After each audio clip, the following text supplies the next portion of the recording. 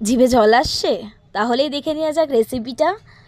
নুন হলুদ মাখিয়ে রাখা পাবদা মাছ, টমেটো বাটা, সর্ষে বাটা, আর লাগছে কড়াইতে সর্ষের তেল।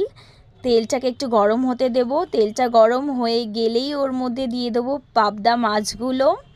পাবদা মাছগুলো এক একে দেওয়ার পর দু পিঠ ভালো করে মাছটা ভেজে নেব। ওই মাছটা তুলে নিয়ে ওই তেলের মধ্যেই দিয়ে দেবো কালো জিরে ফোড়ন। কালো জিরেটা ফুটে গেলেই ওর মধ্যে দিয়ে দেবো টমেটো আর কাঁচা লঙ্কা বাটা।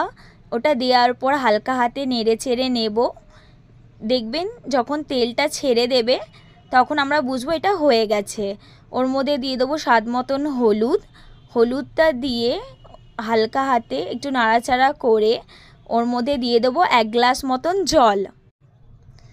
জলটা দেওয়ার পরে আমরা একটু নেড়ে নেব। নেড়ে নেওয়ার পর এর মধ্যেই দিয়ে দেব আমরা সর্ষে বাটাটা। আমি কিন্তু হলুদ সর্ষে ব্যবহার করেছি। এর মধ্যে 2 থেকে 3 চামচ সর্ষে বাটাটা দিয়ে নেড়ে চেড়ে নেব হালকা হাতে। নেড়ে চেড়ে নেওয়ার পর আমি দিয়ে দেবো স্বাদ মতো নুন। নুনটা দেওয়ার পর একটু ফুটতে দেব। ফুটে গেলেই আমরা এর মধ্যে মাছগুলো এক এক করে দিয়ে দেব।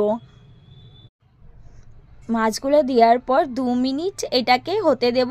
হওয়ার পর ওপর থেকে গোটা কাঁচা লঙ্কা ছড়িয়ে দিলাম।